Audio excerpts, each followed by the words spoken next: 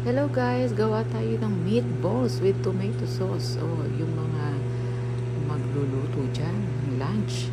Kailangan lang natin ng ground meat o giniling na karne. At isang egg. Ayan, ilagay lang natin ang isang egg. Then, kailangan natin ng salt, asin. Then, kailangan din natin ng garlic. Yan, kailangan medyo pino yung garlic. Then, kailangan natin ng harina. 2 kutsarang harina. Yan. Then, kailangan natin ng black pepper o paminta. Yan, dinudurog ko muna ang paminta. Then, after, kailangan natin siyang ihaluin. Haluin natin siya ng kamay kasi if mag-gloves tayo, medyo didikit sa gloves. Ayan, nag-prepare ako ng mantika para hindi siya dumikit. Kasi bibilugin na natin siya para kapag binilog, hindi siya didikit, guys. Ganyan.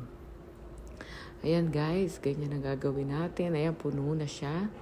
Then ngayon, ayan. Tatabi muna natin sa ref ng 30 minutes. Kasi gagawa tayo ngayon ng sauce.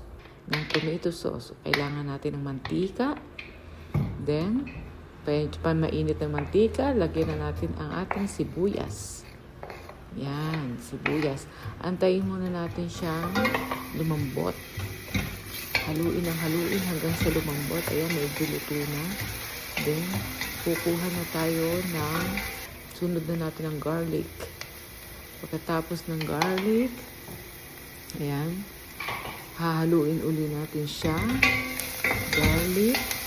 Pag medyo luto na yung garlic, kukunin natin ang tomato. Ayan, tomato. Ang gagawin natin. Ngayon, ayan na yung tomato sauce. Isang sachet ng tomato sauce ang ilalagay ko. Yan. Ang tinitimpla ko lang dito, Knorr. Oo, yan. Knorr, ano bang tawag sa Pilipinas? Knorr. Kasi dito ang tawag ay Knorr. Kaya nahihilo na ako. Hindi ko na alam kung anong tatawag ko. Nalilito na ako. Ayan, ganyan guys. Haluin lang natin siya. Alam na natin, medyo luto na. Ayan. Kasi yung sachet naman okay. Nalagyan lang natin siya ng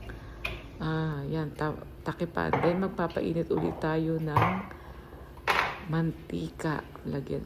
Kasi magpiprito na tayo ng ating ginawang meatballs. Ipiprito na natin ang ating meatballs.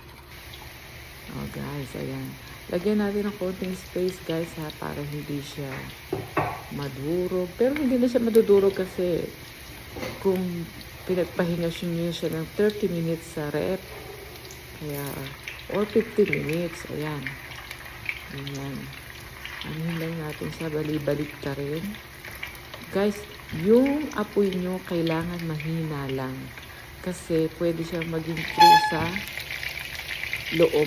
Ayan, tapos yung ginawa natin yung tomato sauce, ililipat ko na yung pinirito. Ayan, hindi ko siya lalagay lahat. Kasi yung aking hubby ay ayaw ng may sauce. Ang gusto niya ay fried lang. Yan, fried meatballs lang siya. Ayan. Lagyan natin siya. Then, okay na siya to eat, guys. Rice na lang. Ang kulang. Yan. Okay na siya. Then, ayan, ayan na. Ayan, ready na siya. Isang fried meatballs at isang meatballs with tomato sauce. Nilagyan ko siya ng cheese, guys. Kung makikita niyo yung gold na nasa ibabaw. Ayan. Diba may rice na?